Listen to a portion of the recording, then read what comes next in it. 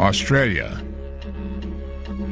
The indigenous people who live here celebrate, cherish, and obey ancient traditions, which may represent the oldest continuous line of human wisdom on Earth. It is called the dreamtime, a body of stories which describe the creation of the world. In scenes which might have been recorded on the first page of the Book of Time, the dreamtime culture still thrives, linking the past, the present, and the future.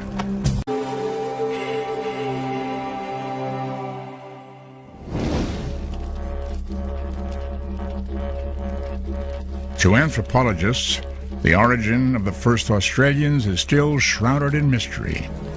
But for the Aborigines, there is little doubt. They believe the world and everything in it was created by the great rainbow serpent.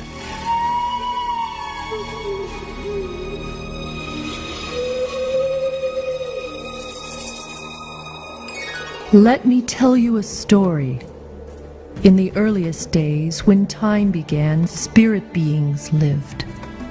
Chief among these was the great rainbow serpent, the mother who created the world, and who even today causes the plants and animals to multiply, and women to bear children.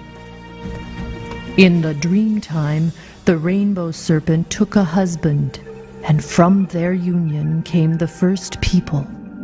Rainbow serpent myth, Gunwingu tribe.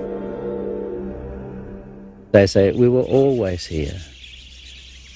Now, whether they're referring in a spiritual sense, which they could be, that would be right, because anthropologists have said we've come from somewhere else, and that may be so too.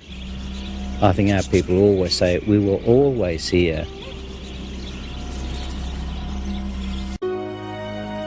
These simple forms were followed by accomplished paintings of sacred animals and supernatural ancestor spirits, the gods of the Aborigines.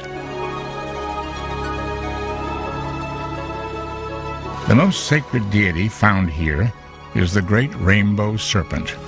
It may be the oldest religious emblem in the world.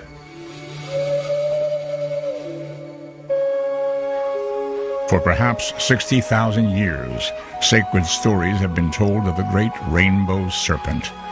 To this day, it embodies a mysterious source of power. It's a very widespread belief actually in a lot of cultures, particularly throughout the north, and it's associated with the monsoon season, with fertility, and it's a bit of an ambiguous being because it is related to the storms, the destruction of the wet, but also the fertility and the growth. Essentially what we found was that the core elements of the rainbow serpent oral history that's present today can be traced back to the beginning when they were first made. With the rainbow serpent here we have the first major deity that continues to be very important today. If the Aborigines did indeed migrate from Asia, might they have brought the concept of the rainbow serpent with them? If so, their beliefs may not only represent the world's oldest continuous religion, but perhaps the first, one from which all others sprang.